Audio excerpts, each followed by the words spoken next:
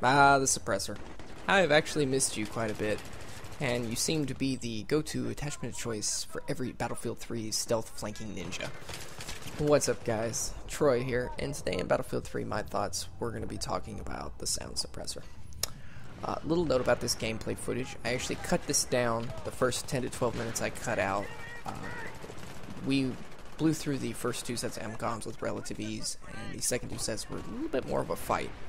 I decided to showcase this, and recently I've been working on the Aftermath Silent Hunter dog tag for premium members.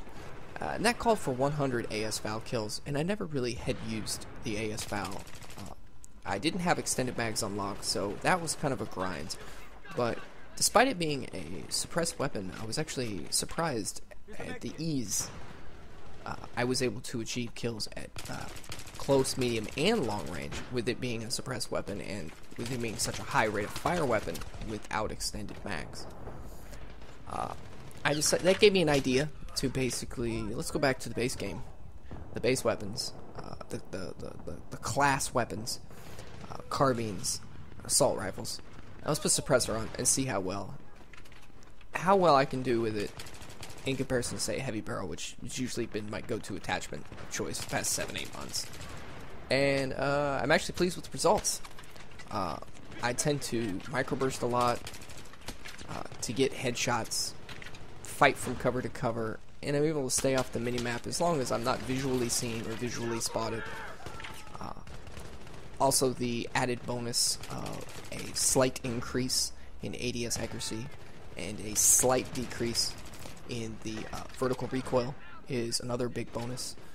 Bullet drop tends to be a big disadvantage to using a suppressor, increased bullet drop. And hip fire accuracy tends to be slightly decreased. That's been really my only fault with using a suppressor, is the slight decrease in the hip fire accuracy. There was some footage in this round that I had cut out. I actually had 2 or 3. If I had been running the heavy barrel or even laser sight, they would have been confirmed kills. They were mainly assists. They were very sloppy because I had a suppressor on. That's really been my only complaint. I'm actually really enjoying using the suppressor. I might keep using it depending on the weapon. It doesn't seem to affect my playstyle too much. I tend to already play on trying to get behind the enemy, especially in rush when you have, two forces, two factions, two teams coming head on.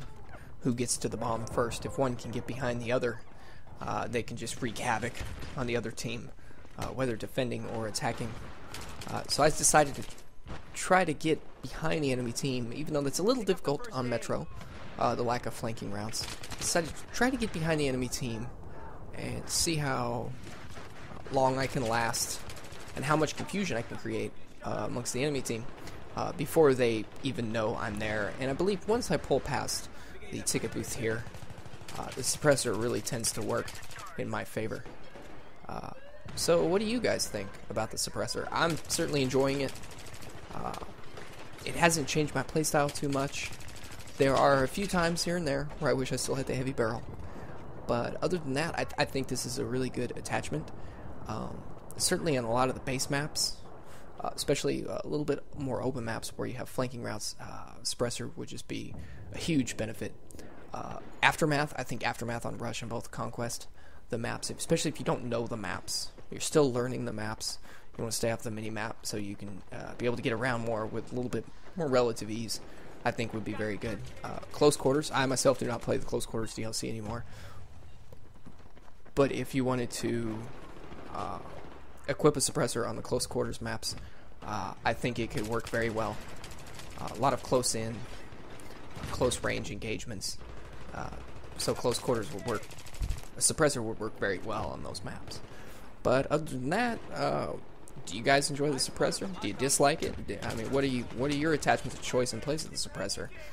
If you use it, what weapons, what maps, what game modes? Does it change your playstyle or not? I'm certainly enjoying it, and I think I'll keep the suppressor equipped for quite some time. I just cross my fingers. There's no future patch that DICE maybe nerfs it or buffs it. I think it works well the way it is now.